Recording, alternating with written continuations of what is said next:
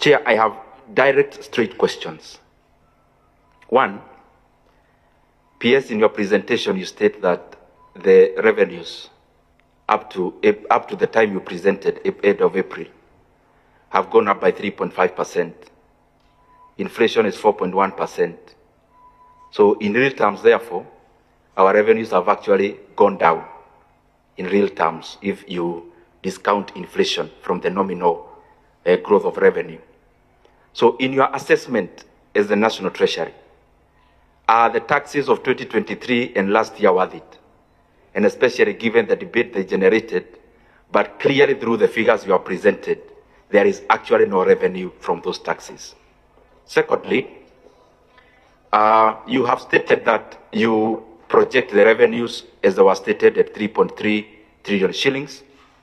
I would want to know the kind of how much GDP are you calculating with? Because in your own figures, the GDP I have seen hovering around 18 to 19 trillion, then the 17.2% benchmark you've put on yourself is actually 3.9 trillion, not 3.3. So because most of our decision making will be based on the GDP, how much GDP are you dealing with in terms of this financial year? The other issue I asked the chairman for, you interact a lot with our committee and finance, housing levy. And chairman, forgive me, I'm asking because this presentation is basically more economic. I mean, there is very little budget in terms of what they are seeking. It's more macro, so I'll be finishing soon. In terms of housing levy, your own data shows that construction sector in Kenya went down last year, actually contracted. Given the housing levy that is being deducted, yourself, I mean, your opinion, don't you think this money was better off in private pockets than when we give it to government? And especially given the reason to which we give this money, which is construction, actually shrank. Securitization is the other question. I want to add on the questions that have been asked. And I have reservations actually around securitization. It's good I make that clear early. One, how much money are we borrowing? Secondly, what percent, that, for what duration? By the time of maturity, how much will we have paid for the entire amount? And then on that securitization, supposing now PS, when you are PS for the National Treasury, you came into your position and your predecessor had securitized all the revenues of government. And the other question on that, is this money debt? And if it is debt, is it in the books of government as a debt? If it's not a debt in your treatment, what would happen if a new CS for transport comes and issues a gazette notice that removes the 7 shillings? The fallback position is debt. And if it is guaranteed, is it in the government books? Those are the questions I'd want around securitization.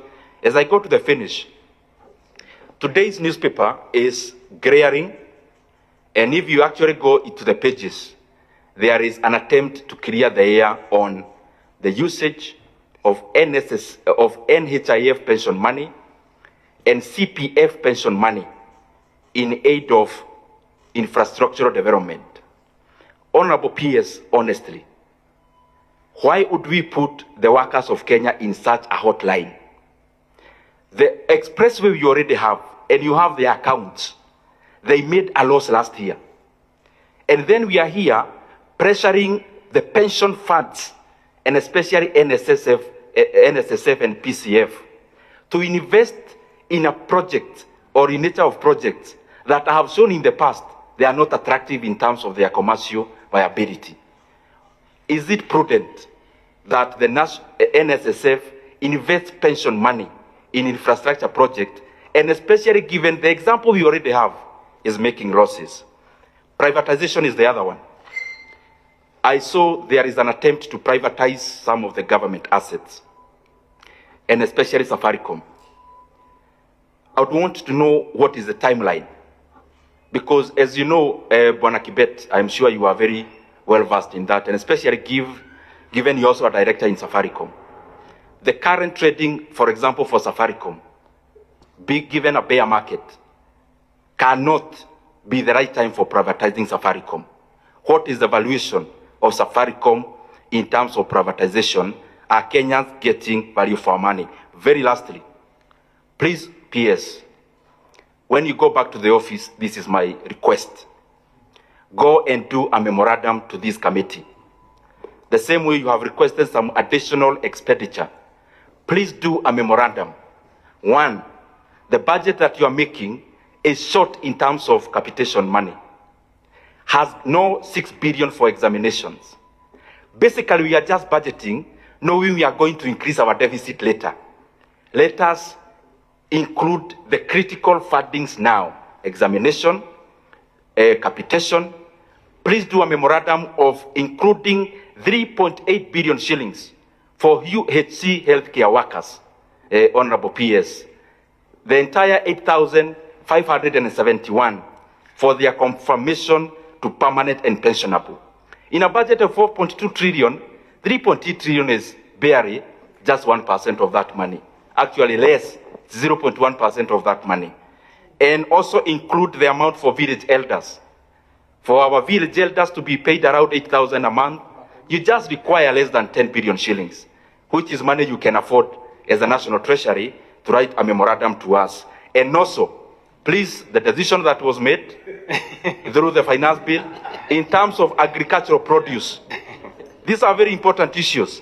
We cannot afford to move agricultural inputs from zero rated to exempt, because as we talk now, Uga prices is in its highest prices for the last 18 months. And especially given we already have subsidy in fertilizer, we cannot afford to increase the cost of agriculture. Thank you very much, Honorable Chair. Very well. This issue of 1/4, one line for Auditor General.